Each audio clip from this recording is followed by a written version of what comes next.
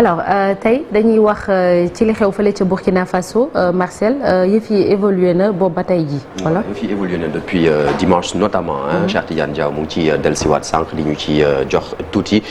li nga xamante ne moom mooy ki fi nekkoon on va le dire comme ça désormais le désormais ex-président du Burkina Faso lieutenant-colonel Paul-Henri Sandaogo Damiba moom daal di rek jógee fi nga xamante ne moom mooy capitale Burkina di Ouagadougou pour dem fa nga xamante ne moom mooy ca Lomé réewu Togo donc démb la woon dimanche donc quelques heures plus tôt ñuy fàttali que Damiba finalement dafa daal di rek jël décision ne dafay teggi ndomboy tànkam ci li nga xamante ne moom mooy président de la transition bi mu nekkaale woon tamit on le rappelle ministre de la défense nationale et des vétérans donc gannaaw ba pression benn partie armée bi daal di am et plus de 48 heures de confusion bi nga xamante ne nag mu ngi régner ba léegi quant au successeur de Damiba kan moo koy nar a wuutu foofu jusqu'à ce lundi matin en tout cas c'est le capitaine Ibrahim Traoré qui est évoqué moom mi nga xamante ne moom moo daal di mener opération yooyu ba militaire putschiste yi daal di jël pouvoir bi vendredi waaye moom ba léegi rek wóoragul ne moom mooy nar a toog ci bopp réew mi ba ñu interroger ci RFI dimanche capitaine Traoré moom ci boppam daal di déclarer ne moom il ne souhaite pas devenir le président de la transition mu ngi rek ci bopp réew mi jamono ji de manière provisoire pour quelques semaines noonu la ko décrire on se demande donc s'il va quand même tenir parole il y a quand même des jeunes officiers burkinabés yoo xamante ne ñu ngi abondé dans ce sens di fàttali rek ne que le capitaine Traoré moom il n'est pas intéressé par le pouvoir waaye te dafa bëgg rek dellu ci terrain bi ngir mën a reprendre le combat sur le front antiterroriste te bu ñu sukkandikoo ci Jeune Afrique donc les discussions entre militaires ba léegi ñu ngi ko doon rek concentré dimanche en tout cas ci li nga xamante ne moom mooy désignation du nouveau président de la transition et donc la désignation d'un président civil par les militaires ne serait pas à exclure soxna Nata. On attend de voir Marcel. Alors Damiba mu mel ni moom yàggul sax nag ci bopp réew mi. waaye Damiba yàggul ci bopp réew mi noonu la ñu ko mën a tuddee Damiba président éphémère moom mi nga xamante ne il ne va pas quand même rester dans les livres d'histoire du Burkina Faso de la façon la plus honorable ndaxte moom il ne sera resté que 8 petits mois fi nga xamante ne moom mooy président su Burkina Faso mu di un bien triste record faut le rappeler ñuy fàttali que le 24 janvier 2002 gannaaw ba mu nekkee bu muy jiite li nga xamante ne moom mooy le mouvement patriotique pour la sauvegarde et la restauration MPSR moom mi di lieutenant-colonel Paul-Henri Sandaogo Damiba daal di rek renversé ki nga xamante ne moom mooy Roch Marc Christian Kaboré nekkoon président démocratiquement élu et le 30 septembre ñu daal di koy donc à son tour renversé par un coup d'état dirigé par le capitaine donc Ibrahim Traoré Damiba posé nag ay conditions balaa rek muy daal di jóge ci bopp réew mi mu di le respect des engagements bi nga xamante ne Burkina Faso da ko jël digganteem ak CEDEAO notamment ainsi que ñu garantir li nga xamante ne moom mooy sécurité am de ses droits ak tamit ceux de ses collaborateurs et militaires yi nga xamante ne dañoo engagé à ses côtés et certains hommes du capitaine Traoré ñoom nga xamante ne dañoo mobiliser wu ci unité élite anti-djihadiste tuddee ko les Cobra ñoom nag li ñuy reproché Damiba mooy rek ne que il n'a pas mobilisé toutes les forces sur le terrain face ci li nga xamante ne moom mooy recrudescence attaque djihadiste yi lu jëm ci wàllu terrorisme ci Burkina Faso te nga xamante ne causé na la mort de dizaines de civils et de soldats ñuy réclamer ñoom la nouvelle donne moom la ñu jot a gis foofu ci Burkina Faso benn coopération militaire ak li nga xamante ne moom mooy réewu Russie et incidemment la fin de la présence donc militaire de la France benn réew bi nga xamante ne il a été la cible de jeunes burkinabés pro Traoré yi nga xamante ne dañoo dem ca ambassade samedi ak dimanche Ouagadougou daal di fay piller donc ay dégâts yu bëri ñoo fa jot a am et la communauté internationale daal di condamner rek li nga xamante ne moom mooy cet énième coup de force au Burkina Faso Organisation des Nations Unies Union africaine ak tamit ñi nga xamante ne ñoom ñooy CEDEAO moom mi nga xamante ne dafa condamné avec la plus grande fermeté liñ jàppee coup de force jugé inopportun jamono ji nga xamante ne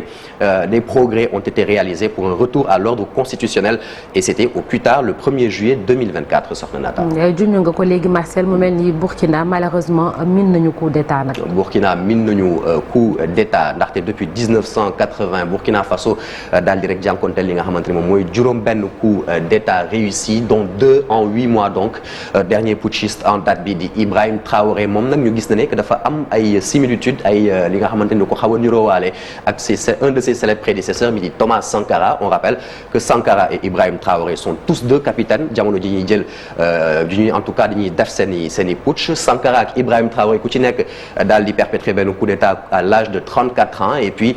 Sankara et Ibrahim Traoré daal di renverser ñaari présidents yoo xamante ni ñoom ñaar ñëpp ils étaient âgés de 41 ans ba ñu leen di renversé mu di Jean-Baptiste Ouédraogo ak donc Paul-Henri Sandaogo Damiba beneen point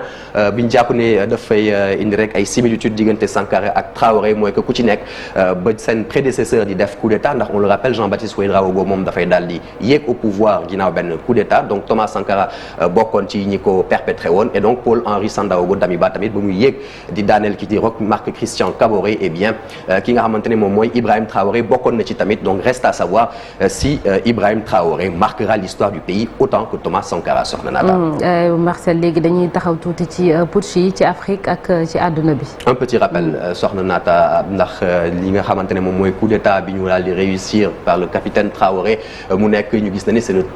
sixième coup d'état en Afrique de l'Ouest depuis 2020 Mali amoon ci ñaar en août 2020 ak mai 2021 Guinée amoon ko en septembre 2021 et donc le Burkina Faso en janvier 2022 par donc Damiba ñu gis na ne 13 des 15 pays de la CEDEAO ñoom depuis seen indépendance ba léegi jot na jànkonteel li nga xamante ne moom mooy coup d'état réussi excepté donc deux ai-je besoin de le rappeler le Sénégal et le Cap-Vert ñoom ñoo amagul lii di mel et puis 52 putsch ont abouti à une prise de pouvoir militaire ca biir CEDEAO et entre 1950 ak 2022 ñu gis na ne lu ëpp 107 coups d'état jot nañ ko def ba mu réussir ca continent africain et 108 qui ont été donc manqués et puis depuis 1950 ñu gis na ne ci àdduna wërngal këpp 475 putsch ñoom ñoo daal di am réussi ou raté donc ensemble ñu daal di koy amal ci àdduna bi yëpp soxna Naata. Merci beaucoup Marcel Farba Maroun pour toutes ces précisions merci Abdoulaye Cissé une minute rek laataa ñuy jàll ci beneen rubrique bi